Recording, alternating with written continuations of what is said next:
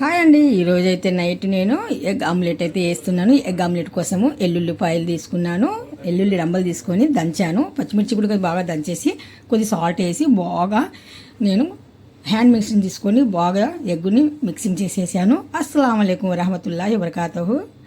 చూస్తున్నారు కదా, ఇప్పుడైతే ప్యాన్ హీట్ ఎక్కిన తర్వాత ఆయిల్ వేసాను. ఆయిల్ వేసిన తర్వాత ఇప్పుడు మనం ఆమ్లెట్ అయితే వేస్తున్నాము. ఈ విధమైన ఆమ్లెట్ అయితే చాలా అంటే చాలా రుచిగా ఉంటుంది.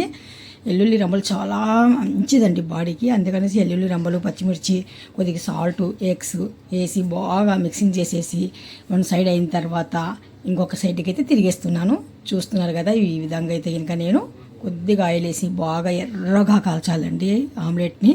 చిన్న మంట మీద బాగా కాల్చామనుకోండి, ఆమ్లెట్ లోపల నుండి పై వరకు చాలా చక్కగా రెడ్ కలర్లో మనకు ఆమ్లెట్ అనేది రెడీ అయిపోతుంది. ఎవరమైనా కానీ సరే, ఎప్పుడైనా స్నాక్స్ లాగైనా కానీ సరే, మనం పప్పనం లేకైనా కానీ సరే, చపాతీతో అయినా కానీ సరే, ఇలాగా తీసుకుంటే చాలా బాగుంటుంది. వీడియో నచ్చినట్టుగైతే లైక్ చేయండి, షేర్ చేయండి, కామెంట్ చేయండి, సబ్స్క్రైబ్ చేయండి. Thank you so much. Allah Hafeez.